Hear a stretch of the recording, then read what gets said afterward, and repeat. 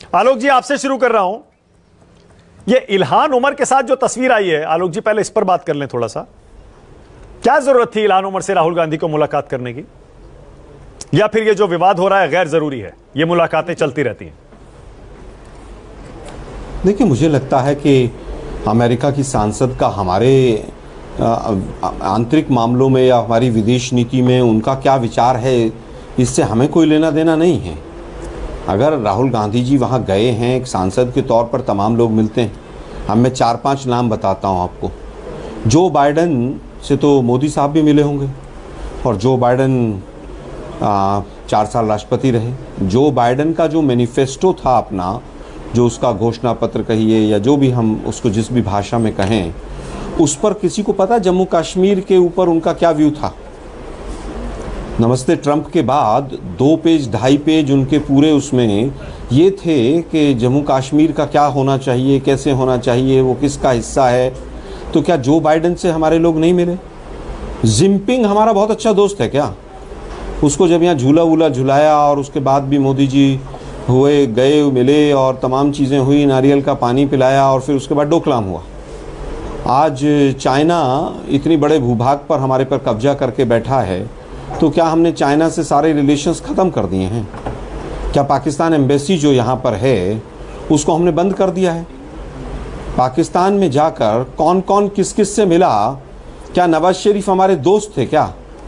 नवाज शरीफ का जम्मू कश्मीर के ऊपर क्या मानना था? मोदी जी तो बिना बुलाए पहुंच गए वहां पर। हमने कहा कि बिना बुलाए नहीं जाना चाहिए था। अटल बिहारी वाजपेयी बस में बैठकर चले गए। जनरल मुशर्रफ यहां आगरा आए। जनरल मुशर्रफ ने कारगिल कराया, ऐसा तो पूरा देश कहता है, और हम भी कहते हैं कि जितनी आतंकी घटनाएं हुई उसमें ISI और तमाम लोगों का बहुत बड़ा हाथ है। आज अमित शाह जी बताएं, ISI जांच करने पठानकोट में आई थी, तो क्या देश से अमित शाह जी माफ़ी मांगेंगे कि पठानकोट में जब वो ISI जांच करने आई, ISI के लोग, तो अमित शाह जी ने कहा ये मास्टर स्ट्रोक है। मैं समझता हूं कि देश के अंदर जब इस तरह की चीज़ें हुई, वहाँ पर जाते हैं, डेलीगेशन से तमाम लोग मिलते हैं। अगर वहाँ पर कोई उस कमरे में बैठा है, इसका मतलब नहीं है कि उसकी बातों का, उस सांसद जो हमारे विरोध में कहीं पर बात करती है, कि हमने उनकी बातों का समर्थन कर दिया। इसका ये मतलब बिल्कुल नहीं। ठीक है, ओके। लेकिन दिक्कत यह है कि एक कपटी राष्ट्रवाद और नकली हिंदुत्व, इन 2 घोड़ों पर 2 रथ पर सवार होकर बीजेपी आगे चलती है। इसको राष्ट्रवाद नहीं कहते हैं कि अगर आप किसी से मिल भी लिए हैं तो उस पर सवाल उठाना शुरू कर दीजिए। कई महाराज ऐसा कहते हैं कि साहब उनके खिलाफ तो देशद्रोह का केस हो जाना चाहिए। जब जब राहुल गांधी जाते हैं विदेश में, बीजेपी उस तमाम चीज़ों को जिस रूप में लेती है वो पूरा देश देख रहा है। गिरिराज सिंह जी ने जिस तरह की आपत्तिजनक टिप्पणी की, ठीक है। और आलोक जी, अब मोदी जी ने क्या आलोक जी, थोड़ा कहा ये है? सिखों पर जो राहुल गांधी का बयान है, इस पर भी आपके विचार हम जानना चाहेंगे। ये राहुल गांधी ने जो सिखों पर बयान दिया, अब मैं क्या जरूरत थी इस बयान की? आप तो खुद पंजाब के राष्ट्रीय सचिव हैं। हाँ, बोलिए। अब एक बात बताइए मुझे, ये हमारे विदेश मंत्री साहब हैं, ये कह रहे हैं कि what am I going to do as a smaller economy? I'm going to sort of go pick a fight with a bigger economy. कि चाइना के साथ मैं बड़ी इकोनॉमी है, क्या मैं चाइना के साथ हम छोटी इकोनॉमी है, क्या हम लड़ाई करें? ये देश का विदेश मंत्री कह रहा है। लेकिन ये राष्ट्रवाद है इनका, बीजेपी का। इनके राष्ट्रवाद की परिभाषा बड़ी अजीब है। पुलवामा हो जाए तो मोदी जी उसके ऊपर वोट मांगते हैं कि शहीद हो गए हैं लोग, इसलिए मुझे वोट दे दो। मतलब शहादत के ऊपर देश का प्रधानमंत्री वोट मांगता है, अपनी नाकामी के ऊपर।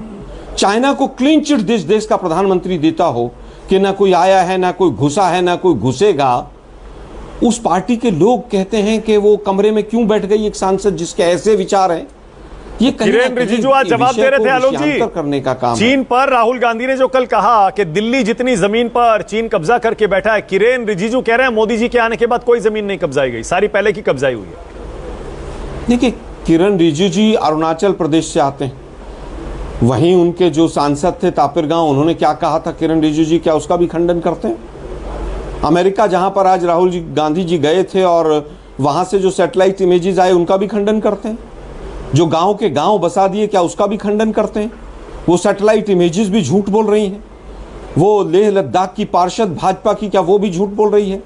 और सबसे बड़ी बात, इनके एक पूर्व सांसद सुब्रमण्यम स्वामी जी क्या वो भी झूठ बोल रहे हैं? हम तो कह रहे हैं कि अगर वो झूठ बोल रहे हो तो उनके खिलाफ ठीक है, केस ओके। करना चाहिए। आलोक जी, अब आपकी सिखों पार्टी के में बयान पर आइए, क्योंकि वो आए बीजेपी दिन ने कह आज रहे भी सोनिया गांधी के घर के बाहर प्रदर्शन किया है। क्या जरूरत थी राहुल गांधी को यह बयान देने की? हालांकि सफाई देखिए। जरूर आई कुछ कांग्रेस पार्टी के नेताओं की तरफ से कि उनके बयान को गलत तरीके से पेश किया जा रहा है, पर उन्होंने तो साफ साफ कहा है पगड़ी, कड़ा, गुरुद्वारा ये सब बोला है। अब एक छोटा सा मैं पहले वाले सवाल का एक उत्तर और दे देता हूं आपको। हाँ, ये 2 फोटो हैं, इसको जूम करके देखिए कौन है ये। दिखाइए जरा भाई। ये मोदी जी नवाज शरीफ से 9 से 10 बार मिले थे कि नहीं मिले थे? हाँ, ये नवाज शरीफ तो हिंदुस्तान के बहुत अच्छे मित्र होंगे, पर वो तो प्रधानमंत्री थे आलोक जी। ये बेकार की राष्ट्राध्यक्षों भाई, प्रधानमंत्री मिल की तो सकते हैं। मुलाकात होती है। नहीं, मैं कह रहा हूं प्रधानमंत्री मिल सकते हैं जो हिंदुस्तान का विरोधी है, बिना बुलाए जा सकते हैं। क्या हो गया मानक जी आप लोगों को भाई? और एक आम आदमी नहीं मिल सकता, एक सांसद नहीं मिल सकता, प्रधानमंत्री मिल सकते हैं। मतलब ये प्रधानमंत्री की पदयात्रा देख रहे हैं आप? यहां 10 कदम चलते हुए देखा कभी देश के प्रधानमंत्री को?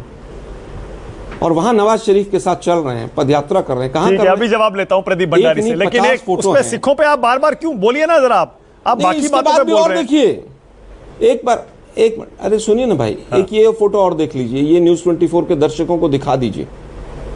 ये नवाज शरीफ के साथ मोदी जी आलिंगन कर रहे हैं, अंतरंग आलिंगन लग रहा है मुझे बिल्कुल, कि जैसे बिछड़े 2 भाई मिल गए हैं। ये नवाज शरीफ ने क्या क्या किया हमारे साथ और किस तरह से ISI का दुरुपयोग हुआ मैंने है, एकदम जूम करके पूरे आलोक देश जी ने देखा करीब है से ना। दोनों फोटो दिखा दिए, बिल्कुल करीब से दिखा दिए। अब मेरे सवाल पर आइए और बताइए, ये पगड़ी, कड़ा, गुरुद्वारा ये सब बोलने की क्या जरूरत थी? कौन सा सिख हिंदुस्तान में खड़े होकर कह देगा आज एक भी कि मुझे गुरुद्वारे जाने की परमिशन नहीं है, या मुझे डर है कि मेरा गुरुद्वारा जाना रोक दिया जाएगा, या मुझे पगड़ी और कड़े से रोक दिया जाएगा? Common sense. देखिए मुझे लगता है कि वेस्ट बंगाल के IPS थे और वो सिख थे, आज भी हैं। सबसे वरिष्ठ पुलिस अधिकारी होता IPS हिंदुस्तान में, आपको भी याद होगा। वो फोटो भी मैं अभी जब तक आपका शो खत्म होगा वो भी दिखा दूंगा। मैं भागता हुआ अपनी टेबल पर बैठा हूं कि किस तरह से एक IPS अधिकारी कह रहा है कि मेरी ये पगड़ी है, टर्बन है, इसलिए आप मुझे आतंकवादी और खालिस्तानी कह रहे हैं। और भाजपा के कार्यकर्ता चारों तरफ से घेर के खड़े हुए हैं उनको।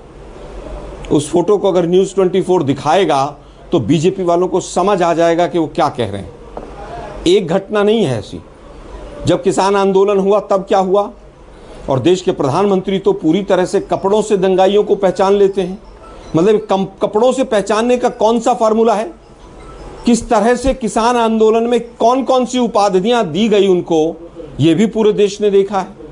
मुझे लगता है कि इन सब चीज़ों के बाद भी अगर आप आंख पर चश्मा लगाकर बैठें कि हिंदुस्तान में जाति और धर्म के आधार पर भेदभाव नहीं होता है, भाषा के आधार पर भेदभाव नहीं होता है, तो मैं समझता हूं कि अपनी आंख पर कोई भी पट्टी बांध सकता है। ओके, प्रदीप भंडारी जवाब भेदभाव हमारे टाइम पे भी हुआ। Alright, okay.